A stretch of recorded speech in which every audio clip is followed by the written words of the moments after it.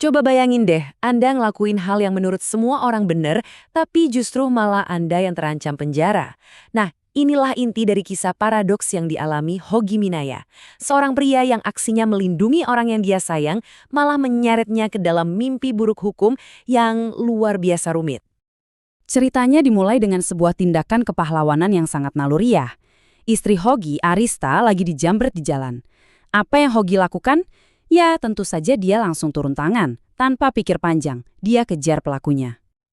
Tapi, disinilah ceritanya berbalik 180 derajat. Dalam sekejap, status pahlawan itu seakan lenyap. Dan dia sendiri yang jadi tersangka.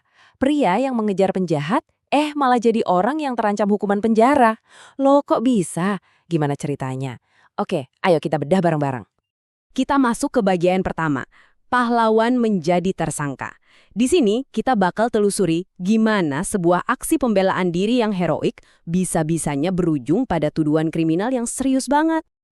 Di tengah semua kerumitan hukum dan pemberitaan media, ada satu keinginan yang sangat sederhana dan manusiawi. Arista sang istri menyuarakan inti dari perjuangan mereka. Ini bukan soal menang atau kalah, bukan soal balas dendam, tapi cuma satu, kebebasan suaminya. Inilah taruhan personal mereka di balik kasus yang jadi sorotan nasional ini. Oke, sekarang kita akan lihat lebih dekat momen krusialnya. Momen pengejaran yang mengubah segalanya dalam hitungan menit.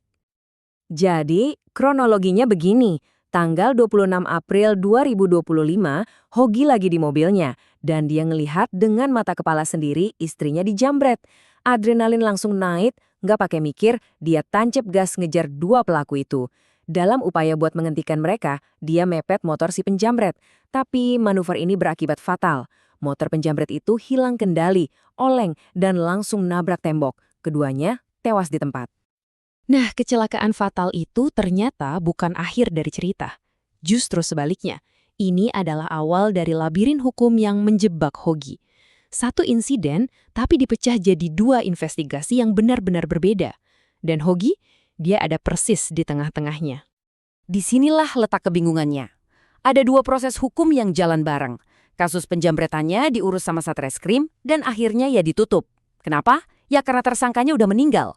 Tapi di sisi lain, Satlantas alias polisi lalu lintas justru membuka kasus baru.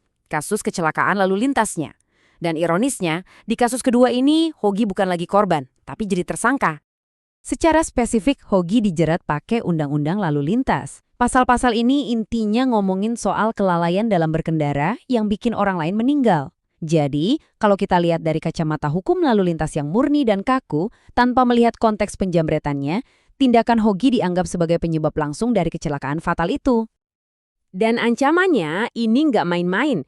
Berdasarkan pasal-pasal itu, Hogi menghadapi potensi hukuman maksimal 6 tahun penjara. Coba bayangin, dari seorang pahlawan yang menyelamatkan istrinya, tiba-tiba jadi tersangka yang terancam kehilangan kebebasannya selama bertahun-tahun.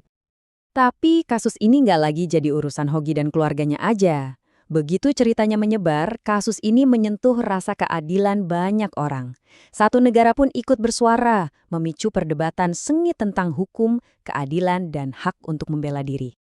Semuanya meledak dari curhatan Arista di media sosial. Cerita mereka dengan cepat jadi viral, nggak lama media-media nasional mengangkatnya, dan akhirnya kasus ini sampai ke telinga para wakil rakyat di Komisi 3 DPR. Mereka pun memutuskan untuk turun tangan langsung. Awalnya sempat ada upaya mediasi lewat jalur keadilan restoratif, di mana Hogi dipertemukan sama keluarga penjamret.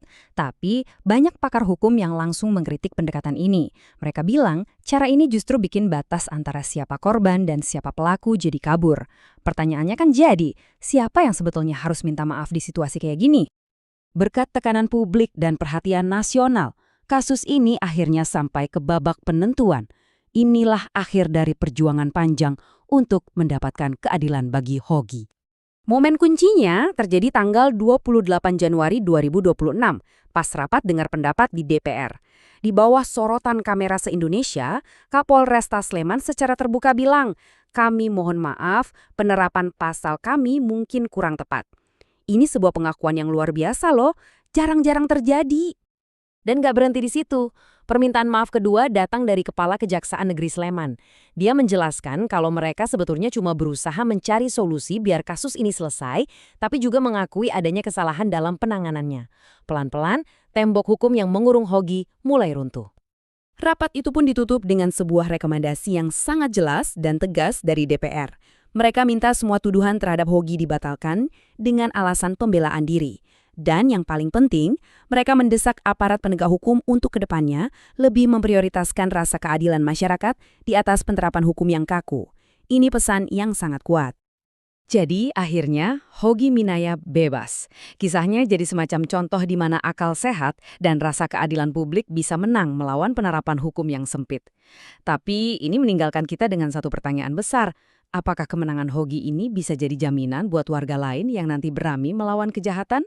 Apakah mereka akan dilindungi? Atau jangan-jangan kasus Hogi ini cuma satu pengecualian langka dalam sistem yang masih terus mencari keseimbangan antara teks hukum dan rasa keadilan?